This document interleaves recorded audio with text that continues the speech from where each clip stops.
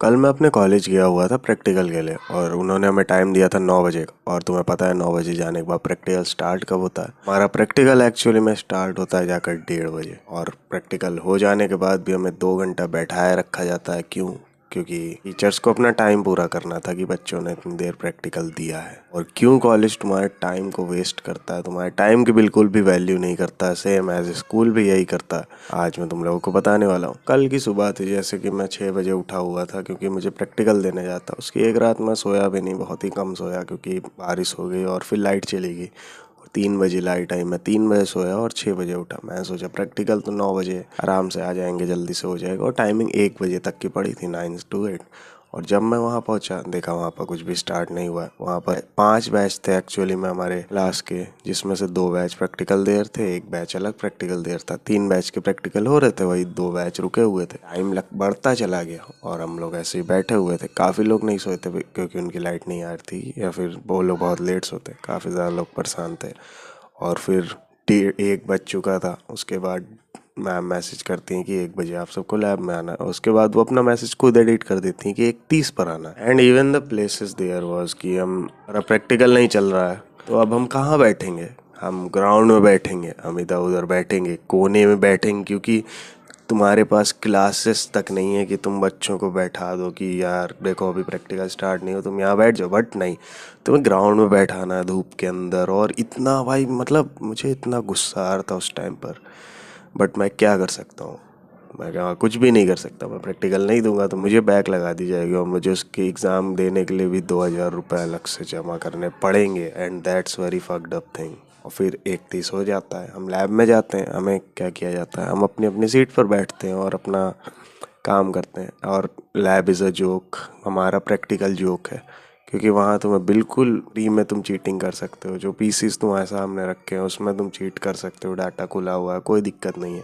और हम तो ऐसी डेस्क पर बैठे थे जहाँ के पीसी वर्क तक नहीं कर रहे थे। एक में तो मतलब कीबोर्ड लगा हुआ था और सीपीयू गायब था, किसी किसी में बस मॉनिटर रखा हुआ था। और ऐसी जगह पर हम प्रैक्टिकल दे रहे थे। और वहाँ पर क्या किया, मेरे दोस्त को सब कुछ आता था, जिससे कि हमने सब 5-6 लोगों ने एक ही साथ कर लिया वही सेम चीज़। और टीचर्स ने भी ऐसे ही साइन कर दिया कि जाओ एग्जीक्यूट है, तुम्हारा प्रोग्राम वर्किंग है, सब कुछ चल रहा है। और फिर क्या हुआ, फिर हमने सोचा अब चलो घर चलते हैं, हो गया प्रैक्टिकल। वहीं पर चीज़ आती है, टीचर्स ने हमसे कहा तुम्हें 4 बजे तक रुकना पड़ेगा। क्यों? कोई भी नहीं जानता था। बाद में जब हमारा प्रैक्टिकल हो गया, हमें फाइल रखने भेज दिया गया, जाओ रख कर आओ उतना दूर दूर कैबिन में टीचर्स के। और फिर हम लोग जब गए वापस आने के बाद मैंने सोचा अब चलो घर चलते हैं। और मुझे पता चला कि आधे बच्चे अभी भी अंदर हैं और no one has any idea क्यों वो अंदर है। फिर जब मैं घर वापस आ रहा था, ऑलमोस्ट आ चुका था, ग्रुप में मैसेज आता है कि ये बच्चे एब्सेंट थे। उस पर मेरा नाम था।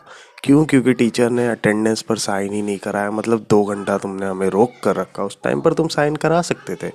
और तुमने साइन के बारे में मेंशन तक नहीं किया कि मैं एक्चुअली में तुमसे पूछ लूँ। यहाँ पर लोग सोच रहे हो मेरी गलती, बट टीचर्स ने उन्हीं बच्चों का थिंक साइन करवाए थे जो कि देर तक रुके हुए थे, 5-6 बजे तक। और मुझे नहीं पता क्यों रुके थे। और कितनी गलत बात है, मतलब सब लोग सोचो 2 घंटे के लिए बस बैठे हुए हैं उस जगह पर, वहाँ ना पंखा चल रहा है ढंग से, ना एसी है, कुछ भी वर्क नहीं कर रहा है। और हम लोग बस वहाँ पर बैठे हुए हैं 1 घंटे के लिए, तुम तब नहीं साइन करा सकते। और फिर मुझे मेरे दोस्त ने कहा, मैंने अपने दोस्त से कहा कर दो तुम, पर टीचर ने उसे साइन ही नहीं करने दिया। और फिर मैं वापस से कॉलेज जा रहा था साइन करने के लिए, वरना अपसेंट लग जाती तो मुझे बैक लगा दी जाती।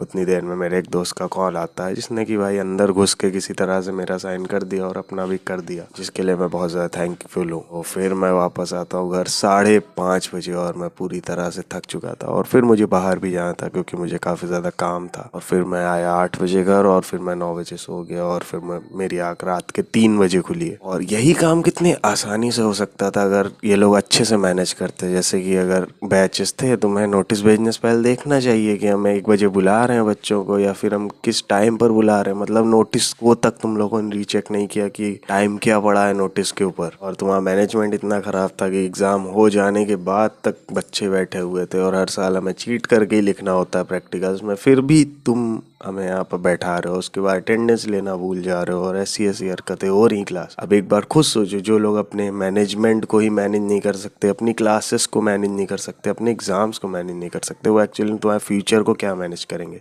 वो क्या सिखाएंगे तुम्हें कि आगे जाके तुम्हें क्या करना है, कैसे तुम्हें जॉब वर्क फ्लो संभालना है, जब तुम ऐसी जगह पर रहोगे कि जहाँ तुम्हारी टाइम की वैल्यू नहीं है। वो तुम्हें क्या सिखा रहे हैं कि देखो मजदूरी करते रहो, दूसरों का काम करते रहो, जो जो सामने वाला कहे करते रहो, तुम्हारी खुद की टाइम की कोई वैल्यू नहीं है। और उस टाइम पे अगर मैं घर आ जाता तो मैं अपने फ़ोन को मुझे रिपेयर कराया जाना था, जो कि नहीं हो पाया, और वो हो जाता और इतना सारा मेरा टाइम वेस्ट हो गया। इवन मैं पढ़ाने भी जाता हूँ बच्चों को, तो वो भी मैं नहीं कर पाया उस वजह से। और ये चीज़ बहुत ही ज़्यादा लापरवाही लगी मुझे। और कॉलेज का नाम मैं नहीं लूँगा वैसे, और किसी को फिर भी जानना है तो भाई कमेंट्स में पूछ लेना, मैं बता दूँ। मैं नहीं डरता भाई किसी से, क्या ही कर लेंगे मेरा।